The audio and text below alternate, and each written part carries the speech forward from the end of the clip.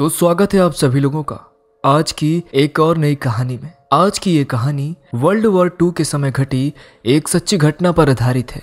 ये कहानी world war 2 की है, जब रसिया के लेनिनग्रेड की घेराबंदी की गई थी। तब उस समय एक खौफनाक घटना घटी थी। आज लेनिनग्रेड शहर को सेंट पीटर्सबर्ग के नाम से जाना जाता है। मेरे दादाजी रसिया से थे।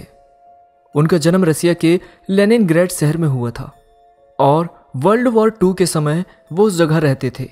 जब हम बच्चे थे तब वो हमें अपने बचपन के बारे में कई कहानियां बताते थे। उनकी एक ऐसी कहानी थी जिसने मुझे सच में डरा दिया था। उन्होंने ये कहानी केवल एक बार बताई और फिर इसके बारे में बात करने से मना कर दिया, लेकिन उन्होंने कसम खाकर कहा था कि यह कहानी बिल्कुल सच है। वर्ल्ड वॉर 2 के समय सितंबर 1941 में जर्मन सेना ने लेनिनग्रेड शहर को घेर लिया था और सभी सड़कों को बंद कर दिया था। कोई भी अंदर या बाहर नहीं निकल सकता था। वे इसे लेनिनग्रेड की घेराबंदी कहते थे। ये इतिहास की सबसे लंबे समय तक रहने वाली और सबसे विनाशकारी घेराबंदी में से एक थी। हिटलर ने शहर को सीज करने का निश्चय कर लिया था और उसे इस बात की कोई परवाह नहीं थी कि इससे कितने मासूम लोग मारे जाएंगे। दरअसल उसकी योजना सभी सप्लाईज को कट कर पूरी आबादी को मौत के घाट उतारने की थी। इसके एक साल बाद लगभग 1 लाख से ज्यादा लोग मारे जा चुके थे और सड़कें सड़ी हुई लाशों से भर चुकी थी। लेनिनग्रेड की घेराबंदी के समय मेरे दादाजी की उम्र सिर्फ 6 साल की थी। वो अपनी माँ और अपनी दोनों बड़ी बहनों के साथ शहर के एक अपार्टमेंट में रहते थे। उन्होंने कहा कि शुरुआत में यह सब इतना मुश्किल नहीं था, लेकिन जब धीरे धीरे खाना खत्म होने लगा तब हर गुजरते दिन के साथ जीना मुश्किल होने लगा। बड़ी मुश्किल से खाने के लिए कुछ मिलता था। कुछ दिन तो वो ब्रेड की सूखी पपड़ी खाकर काम चला लिए, पर बाकी दिन उन्हें भूखा रहना पड़ा। शहर में हालत बद से बदतर हो गई। लोगों ने पालतू और आवारा जानवरों को खाना शुरू कर दिया। वे लोग आवारा कुत्ते, बिल्लियों, चूहों और बाकी के जानवरों को पकड़ पकड़ कर खाने लगे। जब जानवर नहीं बचे तो फिर लोगों ने एक दूसरे को ही खाना शुरू कर दिया। हालत बहुत ही खराब थी। बिल्डिंग की पहली मंजिल पर जहां मेरे दादाजी रह रहे थे वहां 4 अपार्टमेंट थे। इन सभी अपार्टमेंट्स में लोग रह रहे थे। मेरे दादाजी और उनका परिवार पहले अपार्टमेंट में रहते थे। दूसरे में एक महिला और उसके 2 बच्चे रहते थे। तीसरे में एक शख्स और उसकी पत्नी रहती थी। 2 मिडिल एज की बहनें जिनकी अभी तक शादी नहीं हुई थी, वो चौथे नंबर के अपार्टमेंट में साथ रह रही थी। एक रात मेरे दादाजी बिस्तर पर लेटे थे। उस समय वो जाग रहे थे। भूख के कारण उनको नींद नहीं आ रही थी। तभी अचानक उन्होंने एक भयानक चीख सुनी और उन्होंने किसी को मदद के लिए पुकारते हुए सुना। इन सब से उनका पूरा परिवार जाग गया था। ऐसा लग रहा था जैसे वो आवाजें ऊपर के अपार्टमेंट में से किसी एक अपार्टमेंट से आ रही थी। उनकी माँ यानी कि मेरी परदादी जी, उनका नाम जिनाइदा था और वो बहुत ही बहादुर औरत थी। उन्होंने ऊपर जाकर देखने का निश्चय किया कि आखिर क्या हो रहा है। उन्होंने उनको सख्त हिदायत दी कि वो दरवाजा बंद कर लें और उसे किसी के लिए ना खोलें जब तक कि मैं नहीं आ जाती। वो उन्हें छोड़कर ऊपर देखने चली गई।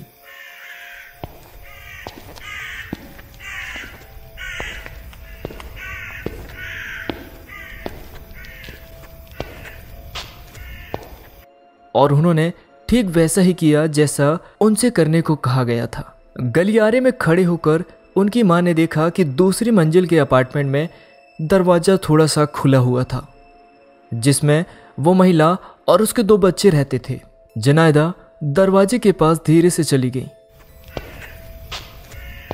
और सावधानी से अंदर की ओर झांकने लगी, पर वहां जो उन्होंने देखा वो उन्हें जिंदगी भर डराने के लिए काफी था। डर के मारे वो अपने अपार्टमेंट में वापस भागकर आ गई और अपने बच्चों से विनती करने लगी कि जल्दी से दरवाजा खोल दो।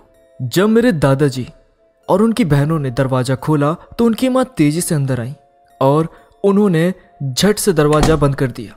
वो तेजी से सांसें ले रही थी और उनका चेहरा पीला पड़ गया था। उन्होंने उनसे कहा कि जल्दी से इस दरवाजे के सामने किसी मजबूत चीज को रखने में मेरी मदद करो, तभी मैं तुम्हें बताऊंगी कि मैंने क्या देखा था। फर्श पर खून ही खून था और उस पर एक कटा हुआ हाथ पड़ा था। उन्होंने कहा, वहां पर खून की एक गंदी बदबू थी और उस अपार्टमेंट के एक अंधेरे कोने से मैंने एक अजीब सी चबाने की आवाज़ सुनी। ये सुनते ही उनकी बड़ी बहनें काफ़ी परेशान हो गई। मेरे दादाजी इतना डर गए कि वह अपने कमरे के बेड के नीचे जाकर छिप गए। अगले दिन जब उनकी माँ बाहर कॉरिडोर में देखने गई तो उन्होंने देखा कि उस अपार्टमेंट का दरवाजा काफ़ी मजबूती से बंद था। सब तरफ एक मौत के जैसी खामोशी थी। कई हफ्तों के बाद शहर की हालत में थोड़ा सुधार हुआ। रशियन आर्मी ने एक छोटा सा रास्ता बना दिया जिससे कि सप्लाई को पहुंचाया जा सके। मेरे दादाजी के परिवार में से कोई भी भूख से नहीं मरा, लेकिन वे सब लोग काफी कमजोर हो गए थे। एक सुबह उनकी मां ने जितने पैसे थे सभी इकट्ठे किए और वे खाने की तलाश में बाहर निकल गई। जब वो वापस आई तो उन्होंने देखा कि तीसरे अपार्टमेंट का दरवाजा लगभग टूटा हुआ था। इस अपार्टमेंट में एक आदमी और उसकी पत्नी रहती थी। वहां जो कुछ भी हुआ उसका अंदाजा लगाते हुए जुनैदा ने दरवाजा खोलकर और अंदर झांक कर देखा। कम रोशनी में उसने देखा कि फर्श पर 2 सड़ी गली लाशें पड़ी थी, जिनके शरीर का अधिकांश मांस उनकी हड्डियों से किसी ने निचोड़ लिया था। यह देखकर उनका मन उल्टी करने को हुआ, पर वो अपने अपार्टमेंट में लौट आई।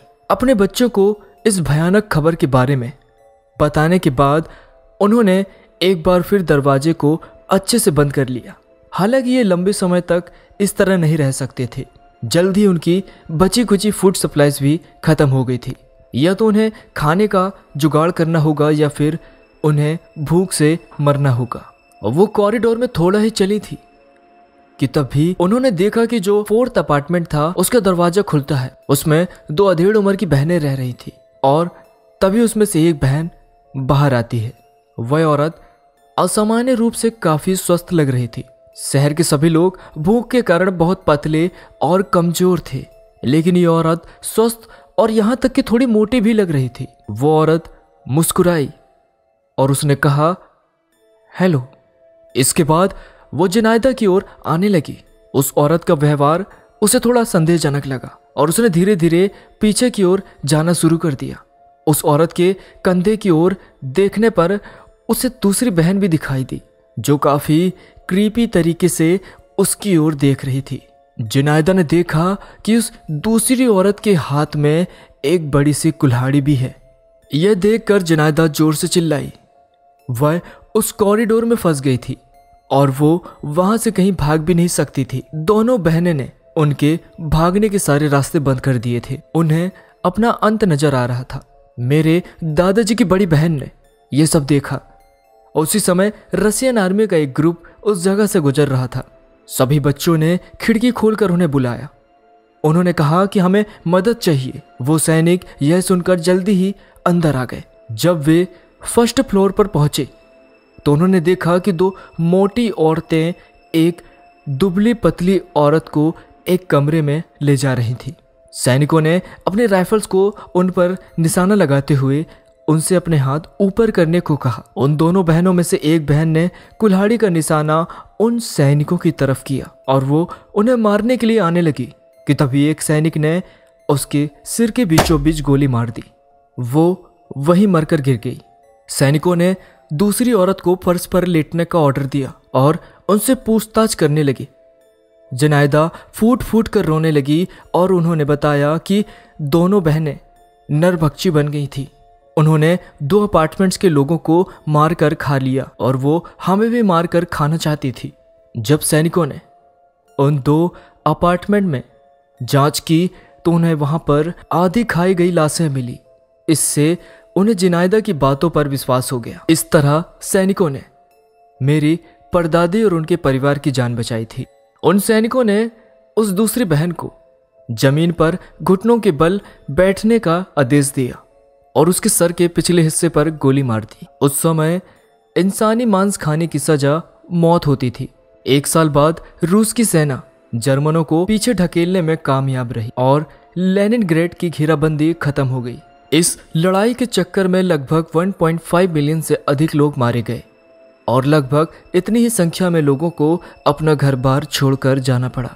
तो ये थी सेकेंड वर्ल्ड वॉर की एक सच्ची कहानी। तो ये कहानी अगर आपको अच्छी लगी है तो इस वीडियो को एक लाइक और अब आपकी बारी को जरूर सब्सक्राइब करें ऐसी ही कहानियां सुनते रहने के लिए। मैं फिर मिलूंगा किसी और कहानी के साथ, तब तक के लिए पीस।